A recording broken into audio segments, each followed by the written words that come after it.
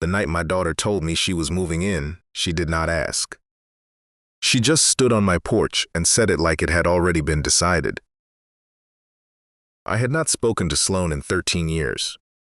She had missed her mother's funeral. She had ignored 13 Christmases, 13 birthdays, and every call I made while my wife Linda was dying in a hospice bed in Sacramento. The last real conversation we had was at an Olive Garden, about 3 years before Linda passed. We had invited Sloane for dinner because Linda still believed her daughter would come around eventually. That was the kind of woman Linda was. She forgave before anyone asked. Sloane sat across from us with her arms folded like we had dragged her there against her will. She barely touched her food. Halfway through the meal, she looked directly at me and said, loud enough for the people at the next table to hear, "You are a small man with small dreams, and I do not want my children growing up smelling sawdust." Then she stood up, left her pasta sitting there, and walked out. I paid the bill with Linda crying quietly beside me. I did not hear from Sloane again until 11 days after I sold my cabinet shop. The sale closed on a Tuesday. $9.2 million. 31 years of work, every calloused hand, every early morning, every custom cabinet and built-in and coffered ceiling I had ever designed and shipped came down to a wire transfer and a handshake. The new owners wanted the brand, the client list, and the 2 most experienced craftsmen on my crew.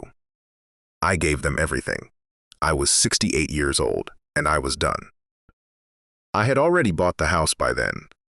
A 4-bedroom craftsman on half an acre, overlooking the Cumberland River in Ashland City, Tennessee. Big porch, wide windows, enough room for a person to breathe. I had only been there 6 weeks when the black Suburban pulled into my driveway. Sloane stepped out wearing sunglasses she did not need. Behind her came a man I had never seen in person. Her husband, Pierce. He was tall, smooth-looking, the kind of man who keeps his collar perfectly pressed even when he has nowhere important to be. Then came a teenage boy I had also never met in person, holding the strap of his backpack with both hands, staring at my porch steps like he was trying to make himself smaller. 3 expensive suitcases sat on the walkway behind them. Sloane smiled at me. "Daddy," she said, "we came to take care of you." I should have closed the door right then. Every reasonable part of me knew that, but something made me look past her. I looked at the boy, and I saw it. A bruise on his wrist. Yellow. Fading. Tucked under the sleeve of his hoodie. Not fresh enough to be recent, but not old enough to be forgotten. The kind of bruise that had already been explained away to someone who did not press hard enough. Sloane noticed me looking. Her smile tightened the way a person's smile tightens when they are afraid of what someone else just understood. I did not slam the door. I smiled back, stepped aside, and let them in. Because before I threw them out, I was going to find out exactly who had put that bruise on my grandson's wrist. Sloane did not wait to be guided. She brushed past me and walked straight into the center of my living room like she was already measuring the walls. Her perfume was sharp and expensive, and completely wrong for a house that still smelled like cedar and river air and old coffee. She stopped at the big windows and pressed one hand to her chest. "Oh, Daddy," she said, "there is room for everyone here. Not for all of us, not for the family, for everyone." That one word told me more than her whole performance did. Pierce stepped in behind her, dragging one suitcase across my hardwood floor without lifting it. The sound made something tighten in my chest. He gave me a soft, practiced smile and said, "Cormac, family should be together at this stage of life." At this stage of life. Not after 13 years, not after the funeral, not after every unanswered call, only now, after the sale, after the new house, after the wire transfer. The boy, Tobin, stayed on the porch for a moment. Then he came inside quietly and found a corner of the foyer and stood there like he had practiced, taking up as little space as possible. He did not look at me. He did not look at Pierce. He looked at a knot in the hardwood floor. I had seen that expression before. Years ago, a stray dog crawled under my shop during a bad thunderstorm. It had been kicked so many times it trembled when I reached for a blanket. It had stopped expecting kindness and started expecting punishment instead.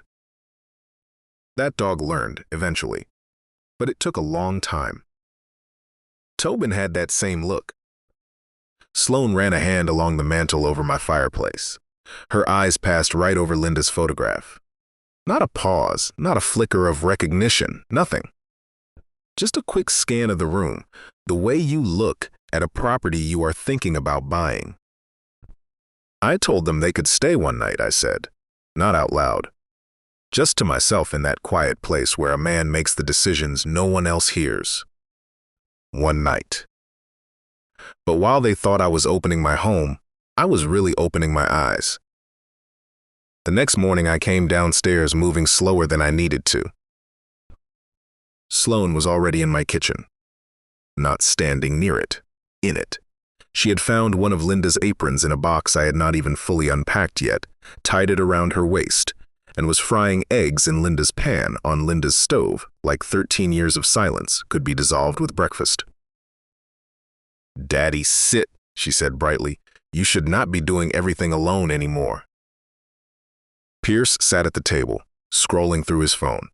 Tobin was at the far end with a glass of orange juice in front of him, untouched. I picked up my coffee mug and let my hand tremble. Just enough, a small tremor. A little coffee spilled over the rim and dotted the table. Sloane saw it immediately. For half a second, her face changed. Not fear, not sadness, not concern, interest. Then she covered it with worry so fast another man might have missed it. "Daddy," she said softly, touching my shoulder. "How long has that been happening?" "Since Linda's funeral," I said. "Doctor says it might be early Parkinson's, might just be age. Hard to know." I heard Pierce put his phone down. That was the first real reaction I had seen from him since he walked through my door. So I gave them more. I told them the sale of my cabinet shop had not gone as cleanly as people thought. I said the new owners were holding back most of the money, pending a performance review of the business. I said lawyers were already involved, and it could take years to sort out. I said I might even need to sell the house if things got difficult enough. The kitchen went quiet. Sloane's hand stopped moving on my shoulder. Pierce leaned forward in his chair. "How much do you actually have access to right now?" he asked, trying to keep his voice casual. "Maybe $40,000 in checking," I said. "That is about it for liquid assets." For the first time since she arrived, my daughter looked disappointed. Not worried for me, not concerned, disappointed. And that was when I understood I had done exactly the right thing. They had driven to Tennessee expecting a rich, lonely old man who would be grateful for company. So I decided to become a weak, confused one instead. But I also decided it was time to make a phone call. I told Sloane I had a doctor's appointment in Nashville that afternoon. She smiled too sweetly and offered to drive me. I told her no. Then I backed out of my own driveway like a tired old man, watched Pierce standing at the window checking whether I was really leaving, and turned onto the main road. I did not go to a doctor. I went to see Yolanda Bree. Yolanda had handled the sale of my cabinet shop, and she was the kind of lawyer who could make a room full of bankers go quiet just by setting her purse on the conference table. She was short, sharp-eyed, and ruthlessly precise. She did not waste words or sentiment. She was exactly the kind of person I needed. I told her everything. The black Suburban, the suitcases. The way Sloane walked through my house like she was already counting rooms. Pierce asking about my accounts the morning after they arrived. The fake trembling hand and the genuine disappointment on Sloane's face when I mentioned $40,000. Tobin's Bruise. The way that boy stood in my foyer like making eye contact might cost him something. Yolanda listened without interrupting. When I finished, she took off her reading glasses and set them on the desk. "Cormac," she said, "this is not a family reunion. This is a home invasion with manners." The sentence sat in the room like smoke. Then she told me what would come next. They would try to get me alone with paperwork, a trust, a power of attorney, a medical evaluation, something that made my daughter look responsible and made me look incapable of managing my own affairs. That was the move. It was not a new one. I felt my stomach go cold, not because I was surprised, but because I already knew she was right. I had already felt it in the way Pierce watched my hands when I picked up my coffee cup. He was not concerned about me. He was assessing me. Yolanda slid a business card across the desk. "Private investigator," she said. "Tonight. Cameras, California court records, bank filings. We move quietly until we have enough to act." "What about the boy?" I asked. Something shifted in her face. "We protect him," she said, "but we do it with evidence, not emotion. We cannot remove him from a household based on a bruise and a feeling. We need documentation." So I drove home with a lawyer, a plan, and the first real weapon I had: patience. By the third night, the pretending stopped. Sloane had made roast beef for dinner. She had set the table with cloth napkins, lit candles, and placed Linda's old serving dish in the center like this was a holiday. The house smelled like Sunday dinners I had not had in years. It was a cruel and deliberate kind of cruelty, the kind that works because it reaches for something real. She knew exactly which memories to touch. "Daddy," she said, folding her hands beside her plate, "Pierce and I have been talking." I looked up. Pierce leaned back with the calm of a man who had rehearsed every word. "With your health," Sloane continued, "and with the shop money being tied up the way it is, we just think it would be smart to get some protections in place before things get more complicated." "We know a lawyer," Pierce said, "a good one. He helps families set up protective trusts." There it was. Yolanda had called it 2 days before they said the word. "A trust?" I asked, making my voice small and uncertain. Pierce nodded like a man doing a favor. "A revocable family asset trust," he said. "You still own everything, of course, but Sloane and I would serve as trustees. That way, if your health changes, or if the new owners try anything with the sale proceeds, your assets are protected. It is completely standard." Sloane reached across the table and covered my hand with hers. "Daddy, we only want to make sure no one takes advantage of you."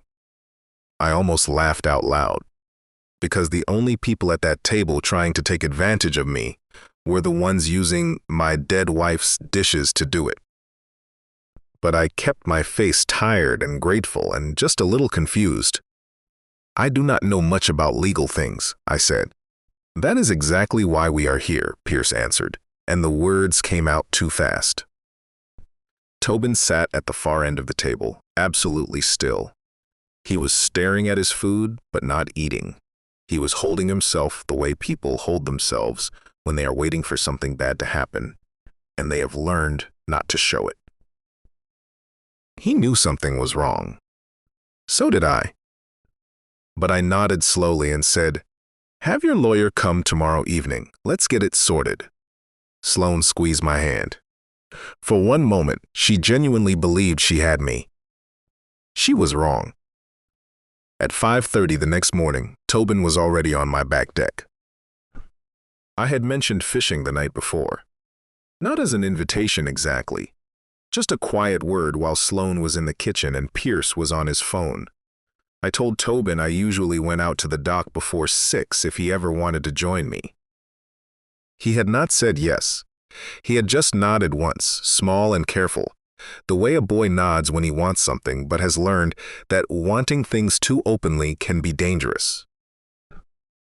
We walked down to the dock without talking.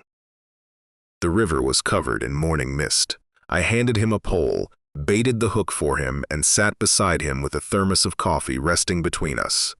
For a long time there was nothing but water against the dock posts and birds moving through the trees on the far bank. Then Tobin said one word. "Grandpa."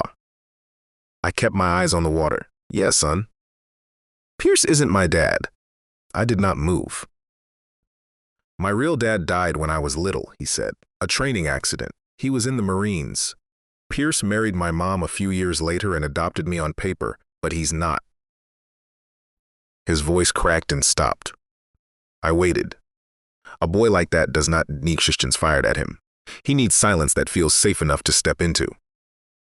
After a long moment, he whispered, "He hits her. He hits me too. He has been doing it for a long time."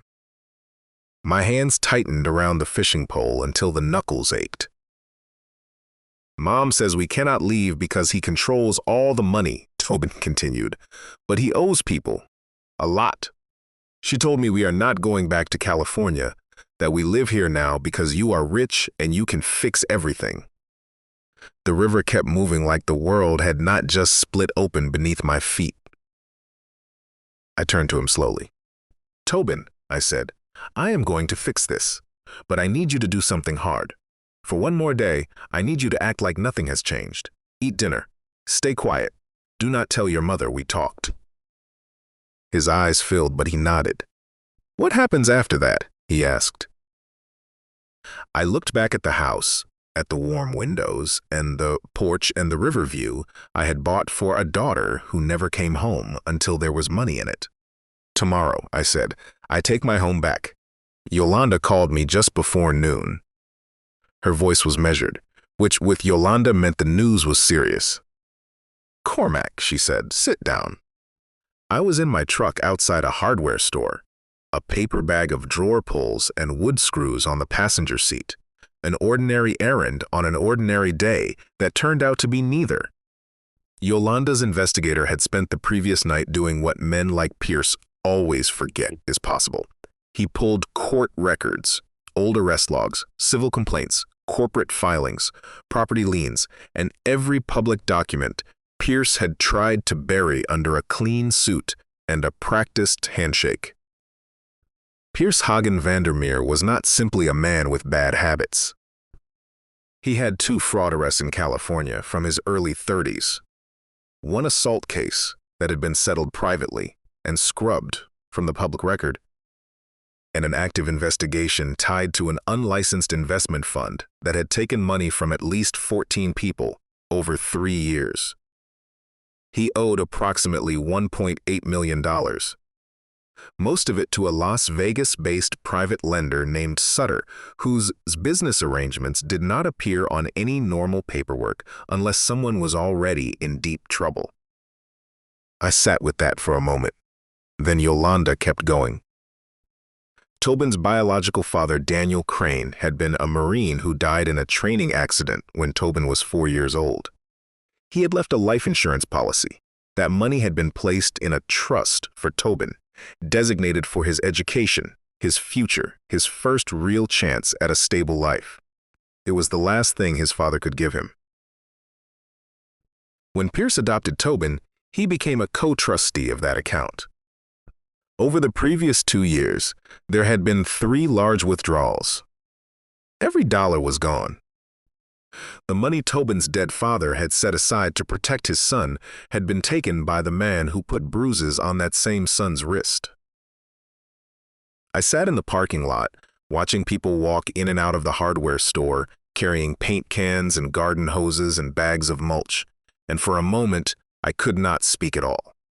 Then Yolanda said, "We have what we need to move: emergency custody paperwork, Child Protective Services involvement, deputies present at the time of service. We do this tonight, clean, no warning."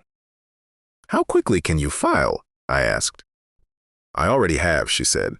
"I filed this morning after the investigator sent the trust records. The hearing was this afternoon. The judge did not take long." I closed my eyes and breathed through my nose. Pierce had not driven to Tennessee because he cared about family. He had come because he was running out of places to run. He owed money to dangerous people. He had drained every account he could access. And my house my accounts, my signature on a trust document was supposed to be the next thing he took. I drove back to Ashland City with one thought running through my head. Tonight, it ends. I spent the afternoon in my office going through the camera feed from the small devices Yolanda's investigator had installed 2 nights earlier. One in the foyer, one near the kitchen, one in the hallway outside the guest rooms. I found what I needed in the second night's recording. Pierce's voice came through low and unhurried, the voice of a man who believed he was completely alone. Once he signs the trust, we move immediately. We refinance the house, pull $2 million out against the equity, pay Sutter enough to buy us some breathing room, then handle the rest later. Sloan quieter. What if Daddy changes his mind? He won't, Pierce said. He thinks he's sick. Keep leaning on the health angle. After the trust is executed, we can arrange a proper evaluation. A doctor who looks at a shaking old man and sees someone who needs a guardian. It is not complicated. A pause. Then Sloan asked, "And Tobin?" Pierce's voice did not change. "The kid does what he is told." I sat back in my chair and stared at the screen for a long time. Then I copied the recording onto 3 flash drives. One went into my safe behind the old tool catalogs. One went into the center console of my truck. One went into an envelope addressed to Yolanda's office, labeled like any piece of ordinary mail. I had been a craftsman my whole life.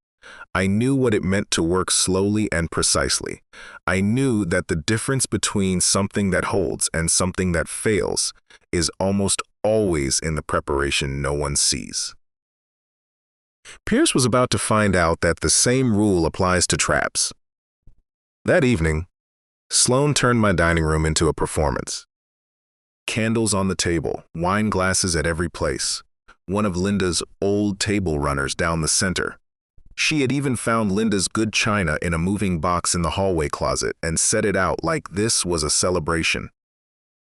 Pierce's lawyer arrived at 7. His name was Marvin.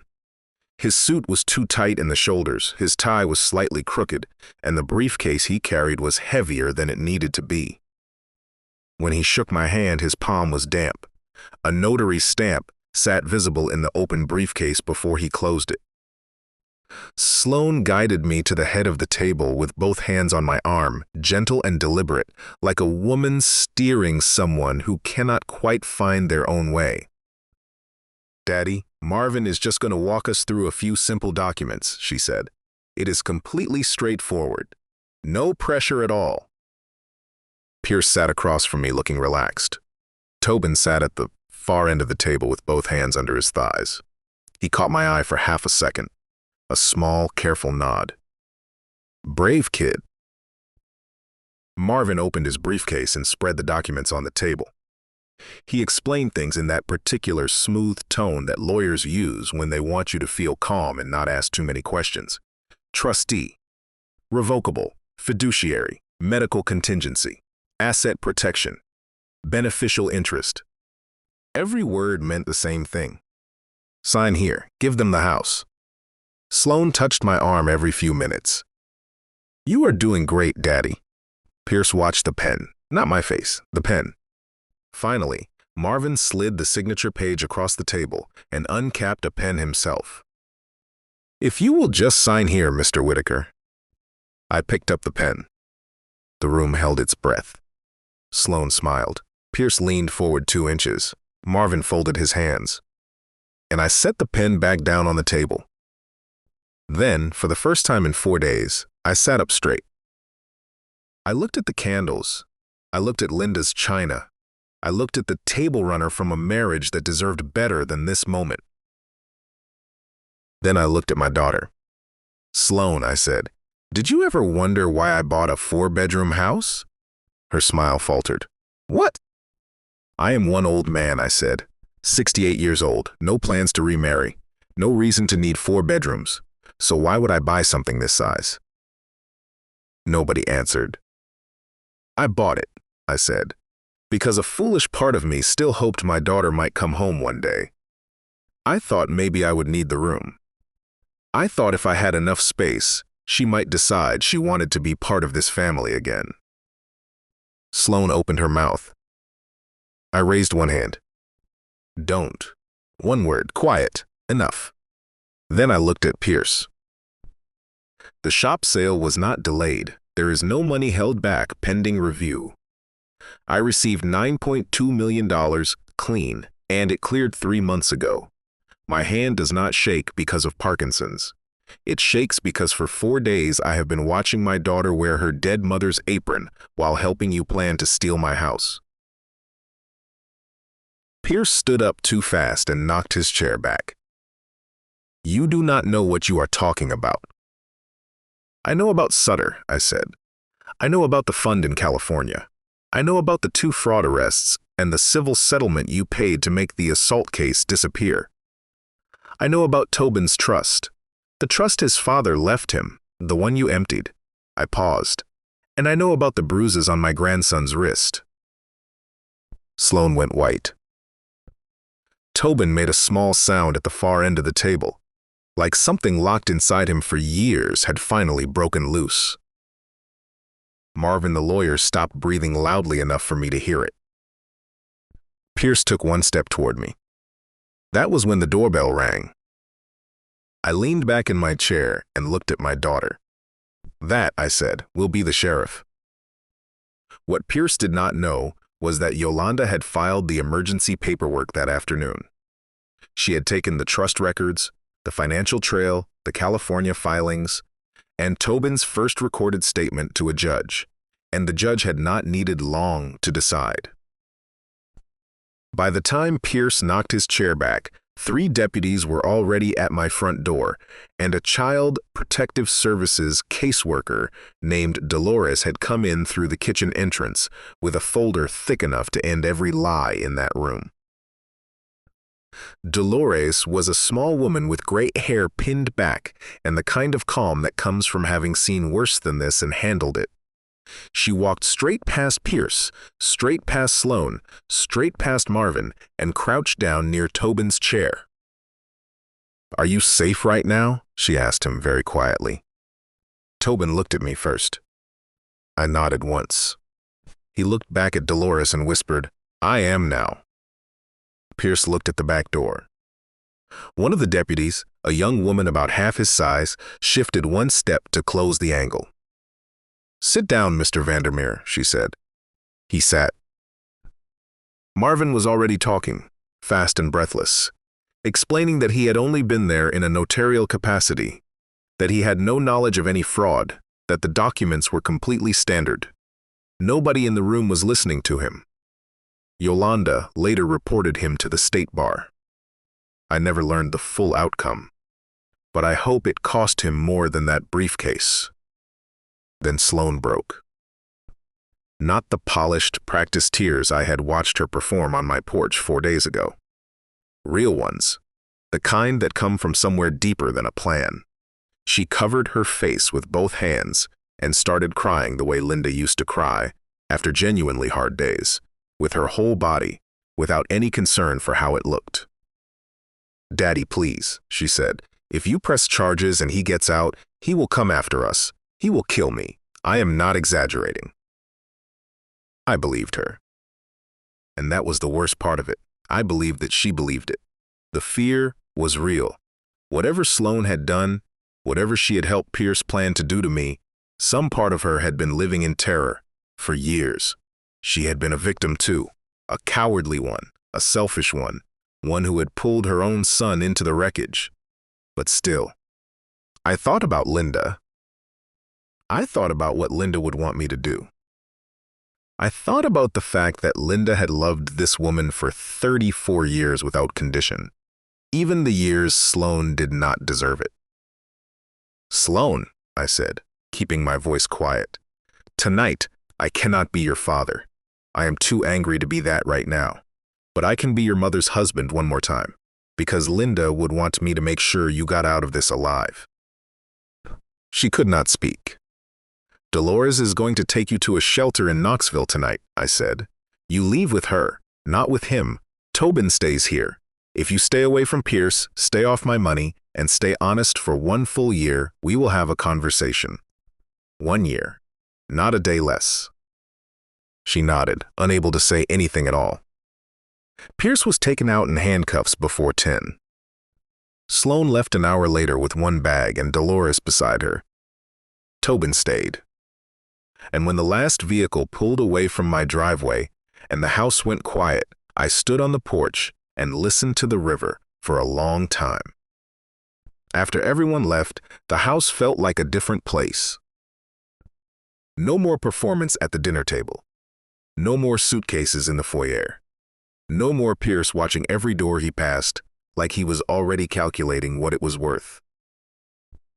Just the river outside, the low hum of the refrigerator, and Tobin sitting on the living room floor with his back against the couch, knees pulled to his chest.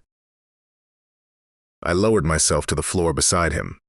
My knees cracked loud enough for him to almost smile. Almost. "You hungry?" I asked. He shook his head. Then 2 seconds later, he nodded. So I made grilled cheese, white bread, American cheese, butter on the outside. The same way Linda had made it for Sloane when she was small, and still believed that the world could be repaired with a hot sandwich and a glass of cold milk. Tobin and I ate on the floor with our plates balanced on our knees. Neither of us spoke for a while. Then he asked, "What happens to me now?" I looked at this boy I had known for less than a week, a boy who carried my wife's cheekbones and a stranger's fear, and I told him the only truth I was certain of. "Now you live here," I said. "You go to school. You sleep in a real bed. You eat when you are hungry. You do not have to make yourself small to stay safe. You do not have to earn the right to be in a room. You just get to be a kid." He looked down at the sandwich in his hands. "I have a workshop out back," I added. "I have not even unpacked it yet. I can teach you how to build something, if you want, or not, completely your choice." He was quiet for a long time. Then he said, barely above a whisper, "Did you really buy this house because you wanted Mom to come back?" I looked toward the dark window and the river past it. "I bought it because I never stopped hoping," I said. "But hoping and forgiving are not the same thing. Remember that." He nodded once, slowly. And that night, for the first time, that house felt less like a place I had purchased. It felt like a home. 9 months passed. Pierce took a plea agreement in California. 4 to 7 years. The fraud charges, the trust theft, the financial crimes, and the history of physical abuse were enough to put him away without a trial. His creditors, including Sutter, filed civil suits on top of the criminal case. By the time the dust settled, there was nothing left for anyone to come after. I will not pretend 4 to 7 years felt like enough. It did not. But it was enough for Tobin to sleep through the night, without checking the hallway every time the floorboards shifted. It was enough for mornings in my house to feel ordinary instead of dangerous. It was enough. Men like Pierce spend their entire lives convincing themselves that consequences are something that happen to other, less clever people. Then one day, a judge reads their name out loud in a courtroom, and the room stops believing their version of events. Sloane did not go back to Newport Beach. There was no home to go back to, no polished image, no husband managing finances, no story where she was the devoted daughter returning to care for her aging father. She entered a treatment program in Asheville and started over with one bag and no key to my house. She writes Tobin once a week. Blue ink, small, careful handwriting, short letters at first. "I am sorry, I am getting help. I hope you ate breakfast this morning. I saw a red-tailed hawk outside my window today and thought of you for some reason." He reads everyone. He has not written back yet. I do not push him. Forgiveness is not a chore you hand to a child because the adults finally feel guilty enough to ask for it. It belongs to him. He can do with it whatever he decides, in whatever time feels right. As for me, I did not cut Sloane out forever. Linda would not have wanted that. But I gave Sloane a boundary she could not charm her way around. 1 year, clean of Pierce, clean of lies, clean of any ask for money. After that, she could call. Not visit, not move in, call. And we would see. That was the karma Sloane had to live with. Pierce lost his freedom. Sloane lost the easy right to be trusted. And Tobin finally gained the one thing both of them had taken from him: safety. Tobin is different now. Not finished healing. That is not how it works, but different. He is a junior at the high school in Ashland City. He still speaks quietly, but it is no longer the silence of a boy trying not to be noticed. It is the quiet of someone who is slowly learning that he is allowed to take up space. Those are not the same silence at all. Every Saturday, my old foreman Augie drives out from Nashville, and he and Tobin work together in the back building. Cedar strips, wood clamps, sandpaper, patience, they are building a canoe together. It is a slow project. It requires precision. It requires the willingness to sit with something unfinished and trust the process. Linda would have loved watching that. She always said a person's hands tell the truth before their mouth does. And Tobin has her hands. Careful, steady, gentle with broken things. A few months after he moved in, I made him a key lanyard in the workshop. Nothing complicated. A strip of brown leather, a small brass ring, and a key to the front door of my house. I did not make a speech when I gave it to him. He did not say much either. But that night he came downstairs wearing it around his neck, tucked under his hoodie. He stopped in the kitchen doorway just long enough for me to see it. Then he went to get a glass of water like it was no particular thing. It was a very particular thing, because blood may tell you where you come from, but it does not decide who keeps you safe. Sloane may earn a phone call someday if she does the work to deserve one. Pierce earned the consequence he had been running from for years, but Tobin got a key. And in the end, that is the only part of this story I think about when I sit on my porch in the evenings and watch the light go off the river. Some stories that look like revenge are really just about something simpler. About finally knowing who deserves a place at your table, who deserves a chance to earn their way back, and who should never be handed a key. If this story stayed with you, I would love to hear what you would have done in the comments below. Would you have called the sheriff the moment you saw that bruise? Or would you have stayed quiet and gathered proof first? Would you have given your daughter 1 year to earn back your trust? Or would you have closed the door for good? Leave your thoughts below. Subscribe for more emotional stories about betrayal, survival, and the kind of justice that actually means something.